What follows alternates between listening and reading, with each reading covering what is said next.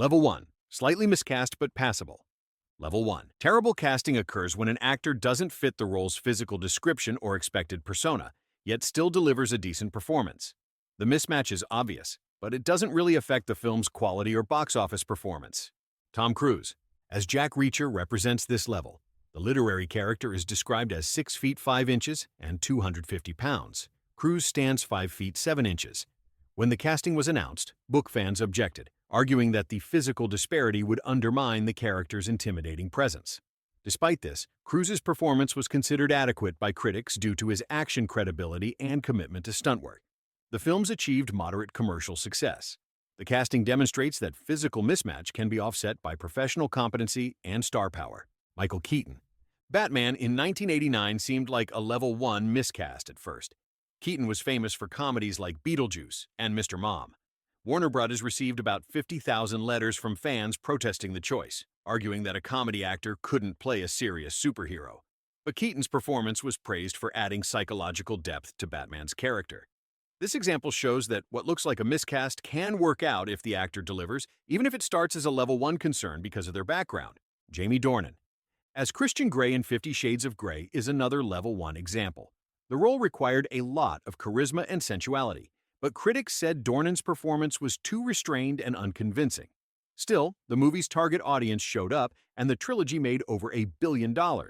This shows that level 1 miscasting doesn't always hurt box office results if fans are invested in the story. Level 2. Good actor, wrong movie. Level 2 occurs when a clearly talented actor is cast in a project that requires skills they don't have, or when their acting style doesn't fit the movie's tone. Russell Crowe. Les Miserables is a good example of this level. Crowe is an Oscar-winning actor with strong dramatic skills, but the film required live singing throughout, as chosen by director Tom Hooper. Crowe didn't have much vocal training, and critics said his singing was flat and lacked emotion, especially compared to Hugh Jackman and Anne Hathaway, both of whom had musical theater experience. His acting wasn't the problem. The issue was that his skills didn't match what this musical needed. Cameron Diaz, in Gangs of New York, represents a tonal mismatch.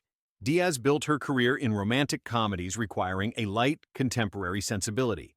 Martin Scorsese's period crime drama required gravitas, dialect accuracy, and the ability to convey danger in a historical context. Critics noted that Diaz's accent was inconsistent, and her performance felt anachronistic. The film's gritty, serious tone clashed with Diaz's established persona. Daniel Day-Lewis, by contrast, delivered a performance aligned with the film's intensity. The contrast highlighted the casting mismatch. Keanu Reeves, in Bram Stoker's Dracula, is an example of a technical skill mismatch. The role of Jonathan Harker needed a believable British accent and a dramatic Gothic style. Reeves's accent was uneven, and his acting was more natural than stylized. His co-stars, Gary Oldman and Anthony Hopkins, matched the director's vision, but Reeves's style didn't fit the film, which created a clash in tone. Level 3. Chemistry black hole. Level 3. Miscasting occurs when 2 or more actors in roles that require strong chemistry can't create believable chemistry, which weakens the story's emotional core. Natalie Portman and Hayden Christensen in Star Wars. In Star Wars, Episode 2 and 3 played romantic leads whose relationship was central to the story. Critics and audiences noticed they lacked romantic chemistry. Reasons included a lack of interaction, awkward dialogue, and a focus on visual effects over acting direction. Their relationship was important to the plot, but didn't feel real on screen, making it hard for viewers to care about the story's main tragedy. Jennifer Lawrence and Chris Pratt. Passengers needed to convince the audience of a romance with a controversial setup. The roles required strong chemistry to make the story work, but critics said the actors didn't create enough romantic tension.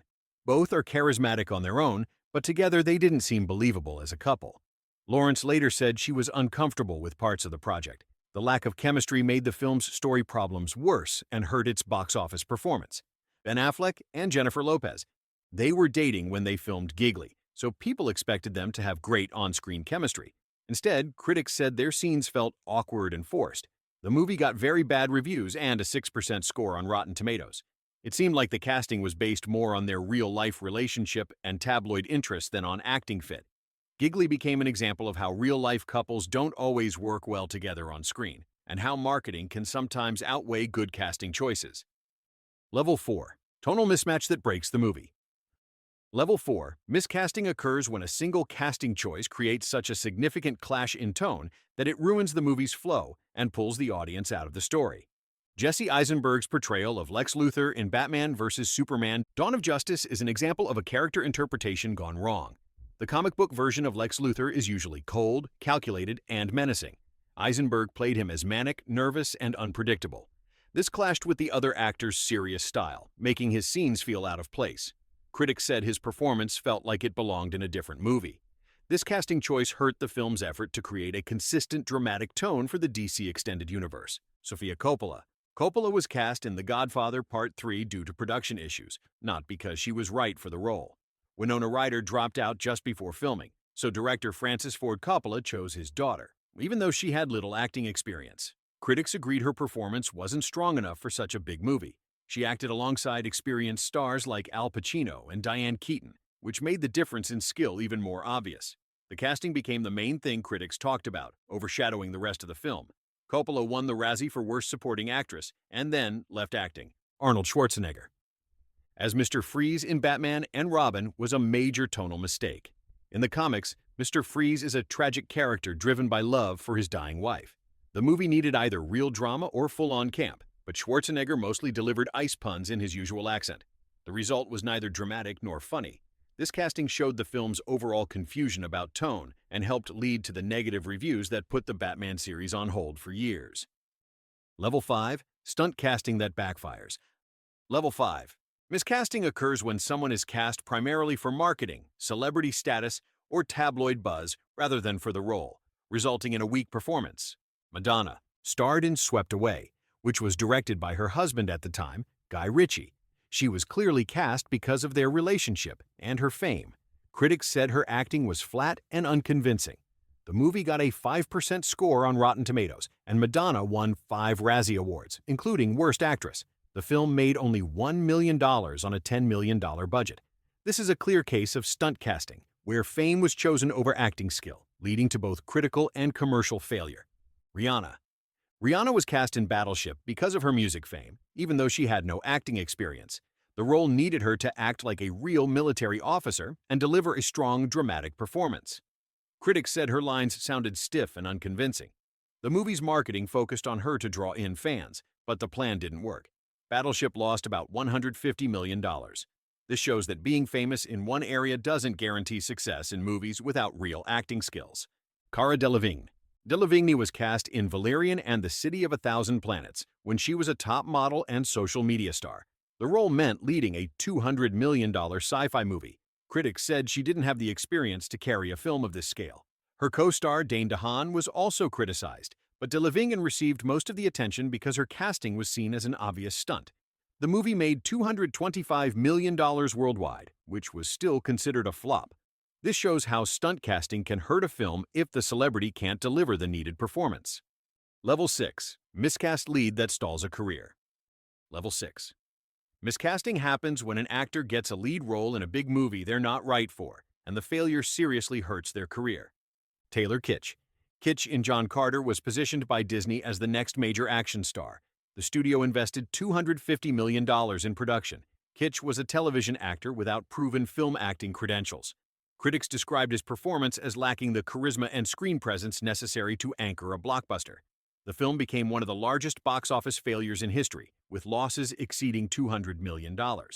Following this, Kitsch did not receive comparable leading roles. He transitioned primarily to supporting roles in television and film.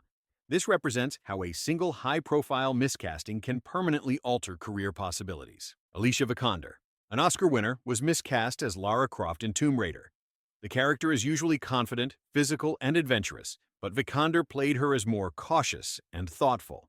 This was a choice, but it didn't match what fans expected from the franchise. The movie didn't do well at the box office, and Warner Brothers canceled the sequels. Vikander's career went on, but she didn't become a regular in action franchises. This shows that being miscast in a big series can limit even talented actors' future roles. Jared Leto. Leto in Morbius is an example of franchise miscasting. Sony wanted to start a movie universe with Spider-Man-related characters and cast Leto as the lead in a vampire anti-hero film. The movie got a 15% score on Rotten Tomatoes and was widely criticized. Leto's performance was humorless and lacking the charisma needed for a franchise star. The film became more of a meme than a hit. Along with his poorly received Joker in Suicide Squad, Leto's comic book roles are now seen as examples of poor casting. This shows how repeated miscasting can make an actor known for franchise failures instead of successes. Level 7. Legendary miscast that rewrites careers and franchises. Level 7. Miscasting happens when a casting choice becomes so infamous that it changes the direction of a franchise, affects industry practices, or permanently alters how people see an actor's career.